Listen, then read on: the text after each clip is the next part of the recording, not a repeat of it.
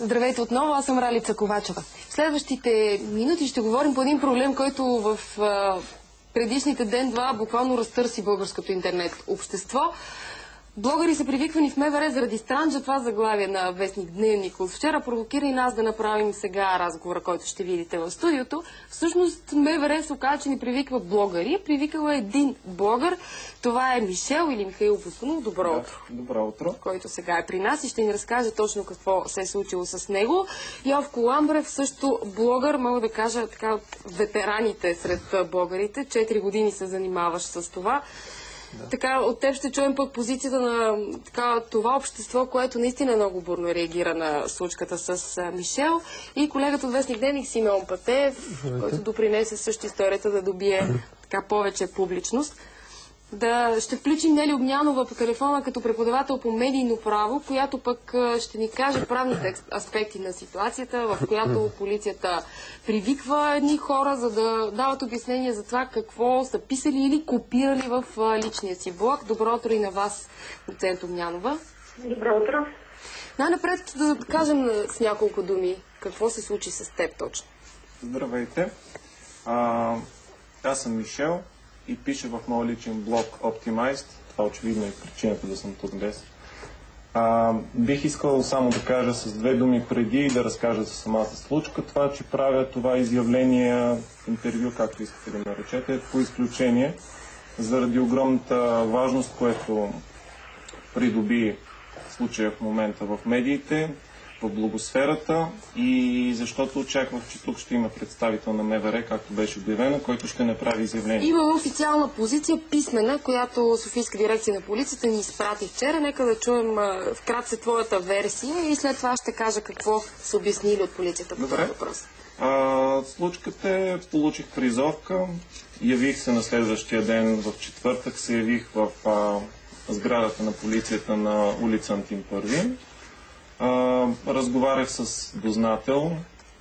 Хората бяха много любезни. Какво пише в призовката? За какво те викат? Призовката пишеше, че съм привикан за справка. За справка. По предварително производство или дознание, нещо такова. Срещу кого?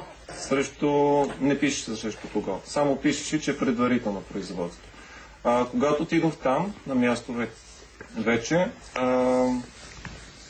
се оказа, че материалите, които ми показаха, преписка или всичките документи, които видях, са срещу моят блог Optimized и срещу мен, Мишел, Михаил Бузгунов. Всъщност Мишел съм известен като творчески псевдоним, затова съм се появил в медиите и с двете си имена.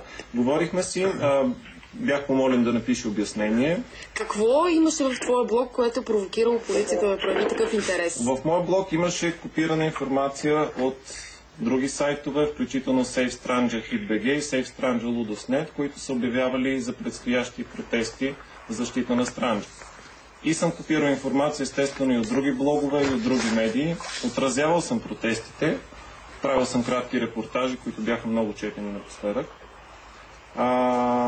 Според това, което прочетох и това, което ми беше казано, проблемът за полицията е това, че съм копирал информация, която призовава към протест, който не е разрешен официално. За което бях предупреден с протокол официално. Копия от протокола не ми беше даден, затова не съм сигурен дали... Аз настоях за копия, но те ми казаха, че не могат да ми дадат такова копие. Между другото, една от причините беше да не ми го дадат и това, че според тях протокол би могъл да се появи в интернет. Така, той не се появи поради тази причина, че не ми беше даден. Няма копия. Да, но в него беше записано, че аз съм предупреден да не цитирам, слагам информация в моя сайт, която призовава за незаконни, неразрешени протести. И че следят. Да, значи... Да. Видях и думите да се следи Optimized на едно място в документите, което означава да бъде четен редовно, да бъде проверяван за информация, освен всичко друго. Така, други хора по този случай казаха ли ти, следят ли се, проверяват ли се, ще бъдат ли викани в полицията? Значи, там, когато си говорихме, не ми беше казано за други, но видях, ето мога да ви покажа, видях разпечатка ето от този сайт. Това е сайт на друг известен блогър, наблюдател. Симеон Патеев, тук присъстващия, който е журналист.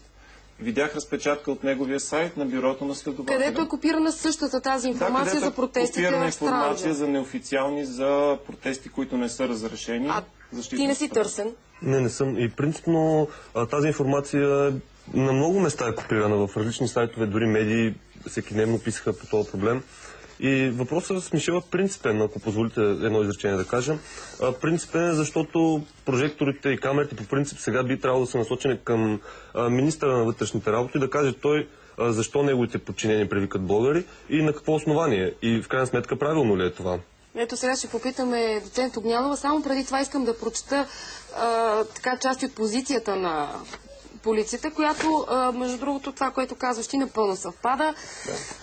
Значи установено е местонахождението на интернет базирана страница твоята, подбуждаща към нарушаване на обществения ред, изразяващо се в подтикване към гражданско неподчинение, блокиране на движението на възлови кръстовища в София, както и струпване на камъни, тухли и други строителни материали пред централния вход на ВАС.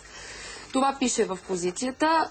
В обясненията си Михаил Михайлов Бозгунов започна с оправданието, че не е автор за отразяване на протестите под наслов защита на парк Странджа, а ги е прекопирал от други интернет източници, нещо, което ти казваш. Може да вметна за една секунда само, че в моя блог никога не се среща думата камъни, може да проверите онлайн. Думата камъни за първи път се появява 5 дни след като ми е предявено въпросното обвинение към подтикване, към гражданско неподчинение и незаконни протести. За протеста с камъните не съм писал никога и научих за него след като той е бил проведен. Само да довърша с позицията. Съставен е протокол за предупреждение на Михаил Бозгунов по член 325 или не първо от наказателния кодекс за това, че който извърши непристойни действия, груби нарушаващи обществения ред, изразяващи явно неуважение към обществото, затрудняване и затваряне на движението и така нататък. И се позовават също на закона за събранията, митингите и манифестациите. За свикване на събрание и митинг на открито се изисква предварително предупреждение. Относно темата, от Столичната дирекция на полицията уточнява, че освен Михаил Бозгунов, други лица не са